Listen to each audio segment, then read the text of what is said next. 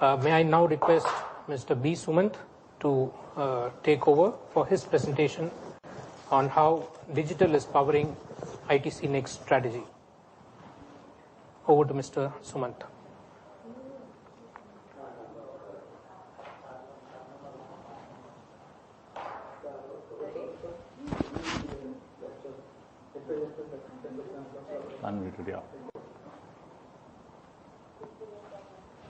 Good afternoon, ladies and gentlemen. It's my pleasure to present to you what we're doing in the digital space. Now, a lot of what I'm presenting has already been covered by my colleagues, but that's just a testimonial of the fact that digital is used across the organization. I'll now walk you through our thought process on digital and how we find this as a key pillar and how we're driving it in the organization.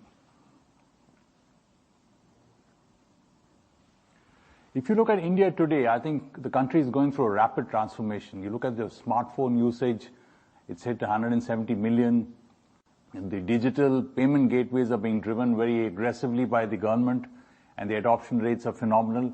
And there's a plethora of new startups in the digital space also that have come about. I think we're looking at a complete shift in the kind of consumers that you have today.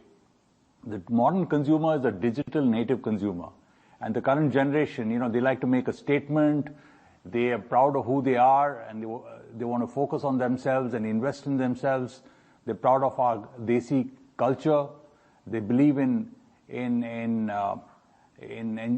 following their passions. They want instant gratification. They're also great advocates for change, and they are not afraid to espouse a cause. They're extremely connected, and they're very comfortable using multiple technologies, and are used to having information at the touch of a button. So all this actually makes this a very, very different kind of consumer who has emerged. And for organizations to do well, one has to understand the consumer very well and be able to adopt not just your products, but your entire business model to meet the needs of this consumer. If you look at consumer behavior in the FMCG landscape, we find that use of smartphones has become par for the course. People like to use it not just for shopping, but also for a lot of content today is consumed on the phone. If you look at IPL, significant numbers of people watch it on the phone and Hotstar. Similarly, people prefer to watch and enjoy experiences in the comfort and safety of their homes thanks to COVID. And connected devices like the watch I'm wearing has become pretty normal, where you have a combination of physical and digital experiences melding into one. In terms of channels, the e-commerce channel has really galloped in this, especially during COVID. E-commerce used to be a channel which people looked on for huge discounts, but I think it's moved well beyond that. It's now a channel that people go to discover range, variety, and of course for convenience. Right? The convenience of home delivery really came home during the COVID period, and I think is here to stay. So it's now a channel that offers range, convenience, and of course, attractive pricing. Direct-to-consumer models are a complete boon for the FMCG industry. We've always been disintermediated from our consumers by retail. But with the D2C capabilities being developed, it's possible for now brand owners like us to engage with consumers and build that relationship. And that's what will be lasting and can be sustained going forward. Hyper delivery models have also come in. You now see the current wave of 15-minute deliveries that Swiggy is offering and Grofers and so on. So this is here to stay.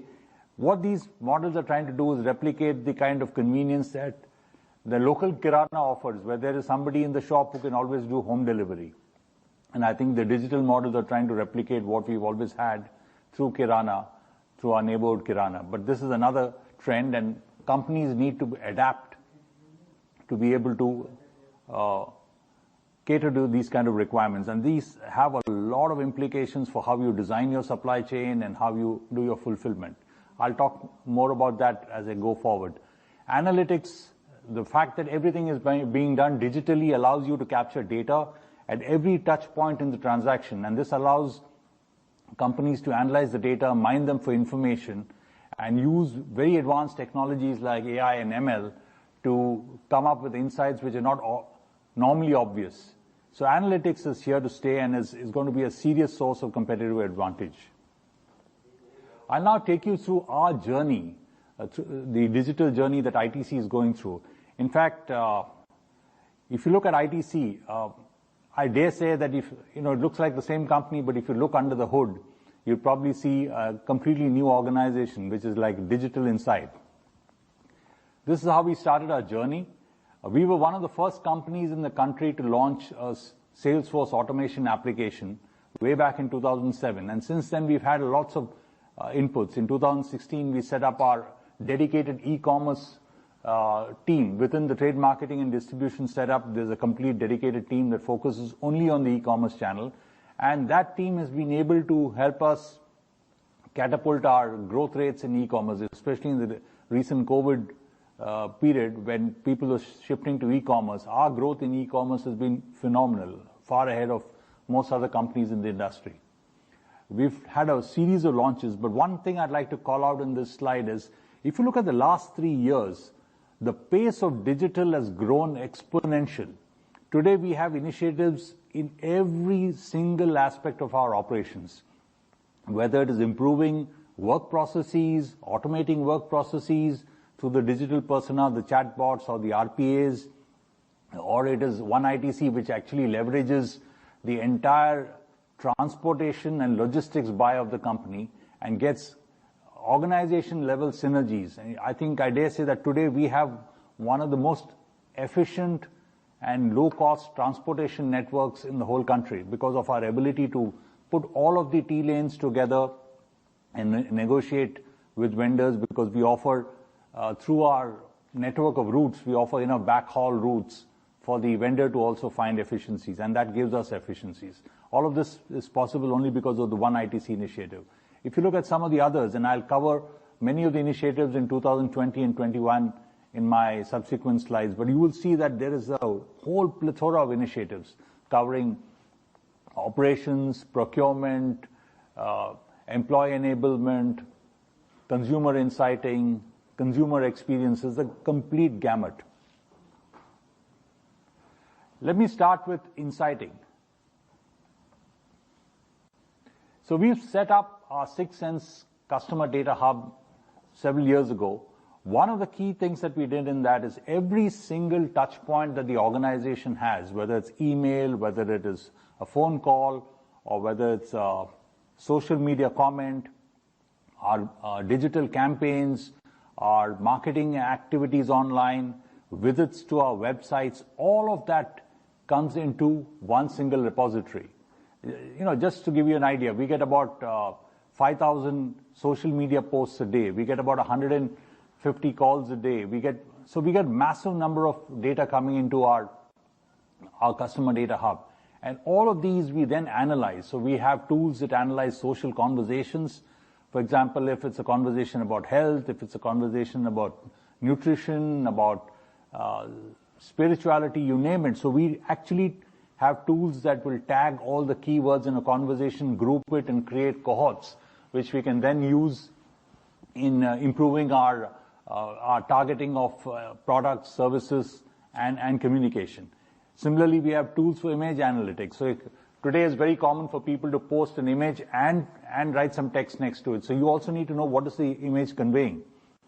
Is it a gooey brownie chocolate cake, or is it a fried snack? So we have things like Google Lens, which we use to analyze the image content. We have other digital image analytics tools for lookalikes. There's a lot of issue today we have with counterfeiting and people passing off products which look similar. So we have tools which can actually detect anything that looks similar to anything that we have. And that is used mostly to figure out if there's any infringement of IPs that are being done. Consumer journeys, every time you're on one of our digital assets, whether it's our websites or our e-store, we look at how the consumer interacts with the content on the site. Everything from first landing on the site till clicking and checking out is something that we learn from. And that helps us improve our value propositions as well as create cohorts. The next part is content. I think the days of content creation, of running ads on television are long over. The current digital trend, you have to look at taking your insights, sharpening your focus, and then being able to develop content that meets the requirements of the cohort that you're targeting. So today on Insights, we have a very vast set of first-party data, which we couple with third-party data to further refine the understanding of the cohort. Right, so we have about 50 million of first-party data and about 650 million of third-party data. All of this helps us really sharpen the content, and we now have digitized content. For example, if you want to post a banner on Facebook, right, you actually modularize the content so that the background, the text, the font, the language, the characters in the ad can all be changed depending on the audience you're talking to. So we really have AI engines that actually in real time assemble content, serve it to a cohort, do an A/B testing, see what works, what doesn't work, and then change the content and also change the channel in which you post the ads. So both for content creation and deployment, we use the AI tools which significantly increase the effectiveness of the content that we use. Just to give you an idea, if you run campaigns, you could run a campaign which is a call to action, where you run a banner, you want somebody to click on it, go to a site and purchase your product, right? So you want to know the click-through rate. The click-through rates typically are for performance campaigns are 1.5 to 2%. When we use first-party data, it's as high as 3.5%. Similarly, when you're building brand awareness or communication campaigns, typically have a view-through rate of about 30%. When we use first-party based cohorts, that jumps to as high as 45%. So data makes a lot of difference in the effectiveness of communication as well as the cost of communication. If you'll see our ITC e-store, we advertise and we get people on the store. We find that the return on ad spend when we use our first-party data is as high as 25%, higher than when we use normal cohorts available on Facebook and other media. In-house content creation, gone are the days when you have an agency making all of your content. We create content on the fly. So if there are occasions, sometimes you have, fluid occasions like a surprise wedding announcement, or you have fixed occasions like Diwali or Valentine's Day or New Year's Eve. So both kind of occasions you create content. And we today have in-house content creation engines which have generated about 2,500 pieces of content in the last 12 months. And 70% of this content that we create is from first-party data. Now, when you do all of this, you need to have a good measurement track in place so that you know that your spends are getting optimized. Today, our digital spends have seen a steady increase, and we've seen a 3.2x growth in digital spends over the last 4 years. The next part, once you have this insight, you need to reimagine consumer experiences and start to create really differentiated consumer experiences. And all of my colleagues talked about it. Hemant talked about it in the context of foods, and so did Samir in the context of personal care. But this wheel is very important. You have superior insights. Those insights are no good unless you're able to convert them into offers. And for that, you need agile and purposeful innovation. Samir talked about those examples, right? Because we were listening in on conversations and we could catch trends early, we were the first to launch the surface disinfectant spray. That's a category leader. It was a super success. And then, of course, because of our agile manufacturing and platform-based R&D, we could quickly repurpose the fragrance lines to produce a product.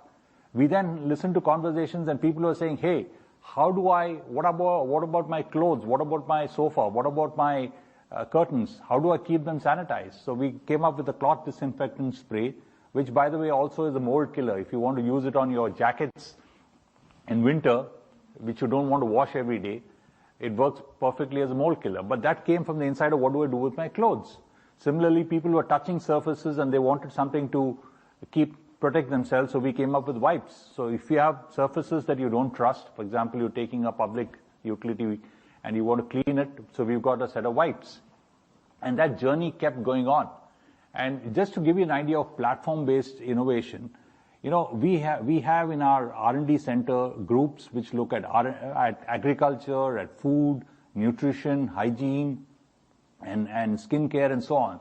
So there are various technology platforms that are being built at all times, and there is we have the unique, benefit of being able to meld many of these platforms into one. And NimWash is a classic example. So the agri team knows all about how to remove pesticides from vegetables. The personal wash team knows everything about washing. And we combine the two knowledge bases together to come up with an all-natural veggie wash. Because one of the things in COVID was, what do I do with my vegetables? I can't use a sanitizer on it. So how do I clean a vegetable which I eat without peeling without peeling? For example, like a tomato or a carrot or so on. And we came up with this veggie wash, which is an all-natural action, which not only kills COVID and bacteria, but it also removes pesticide from the vegetables. And that's a unique offer. It was possible only because we were A, listening, and B, we had the technology platforms. If you look at the nutrition-based beverages that we launched, now our our R&D labs have been working on immunity platforms and a whole host of health platforms for a long time, including coming up with all natural ingredients which are clinically proven, right? So when the need came in COVID, where people were talking about immunity, how do I protect myself? How do I improve the body's immunity? We had these ingredients that we could put together and come up with formulations that actually have clinically proven immunity improvement claims. And that's, again, a great example of partnership. We've also gone outside the organization and partnered with people like Amway, who have their own molecules like the Nutrilite nutraceuticals, which have 21 vitamins. So if you see the Nutrilite range of beverages that we've done with Amway, they combine some of Amway's proprietary nutraceuticals with some of our proprietary natural ingredients which boost immunity and so on. And it's a great match that comes together. The protein shake has got our milk protein with Amway's Nutrilite vitamins in it. Similarly, the other products. So it's something that's really working well. The next part is you've got these great offers. How do you engage with consumers? And the mode of engagement with consumers is changing rapidly. Here's another example. During COVID, we had this problem of how do we connect with consumers. Consumers themselves, engaged, for example, interacts with youth, and the youth were really frustrated having being cooped up in their houses. So we said, hey, why don't we take virtual concerts and take it to the consumers in their houses, right? So we actually ran, we created this ITC Connect program where we were able to run 45 programs online. All kinds of brands have used this platform to create engagement programs with consumers. So you click on a Facebook ad, you go into Zoom, and you can register and participate in the program. So we've had great success in it. We heard that people were, missing pujas in temples. So we ran an online puja campaign, which saw some great traction. And we then did the Lokashema Puja, which had 32 million views. The Mangaldeep app, we've had 1.15 million downloads, and it's a very, very heavily used app. And even on Instagram, it's got about 92,000 followers. So many of these programs have really worked, but it's about taking that consumer insight, acting in the moment, and creating platforms of connection. The next part is smart operations. We've got a gamut of AI ML solutions that drive each of our applications. We've got multiple applications for interacting with the trade. Vajra is used by the salesman. Vistar is used by our rural salesmen who interact with the stockists. Viru is a virtual salesman, again, which we launched during COVID, where you get a WhatsApp message and the retailers are able to log in and connect and use it. And Unnati is an app which allows the retailer to order anytime and get fulfillment the next day. If you look at our e-commerce growth, in this period we've been able to, it's now 7% of our total sales, and in categories like personal care it's as high as 14%. So this is thanks to the mobilization that we did to build brands, to communicate on each channel, and to grow sales. If you look at smart operations, and I think every one of the presentations talked about this, I think today we use analytics in a big way in every single area of operations. If you look at the planning pieces, there's a lot of work that is being done. We're running a project Zen, which is an end-to-end integrated platform.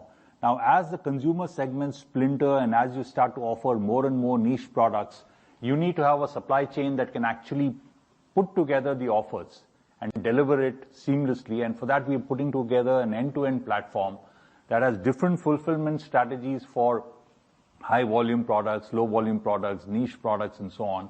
And all of those, and catering to different kinds of channels, whether it's direct to consumer, whether it's e-commerce, modern trade, general trade, convenience. So it's designed to take care of demand from multiple channels and for all kinds of products. Similarly, our factories today are state of the art. All of them use digital technologies extensively. On the fulfillment side, we've got, again, intense use of technology and analytic solutions across the value chain. This is a view of some of our factories. We have automated systems to monitor processes, process parameters, manage utilities.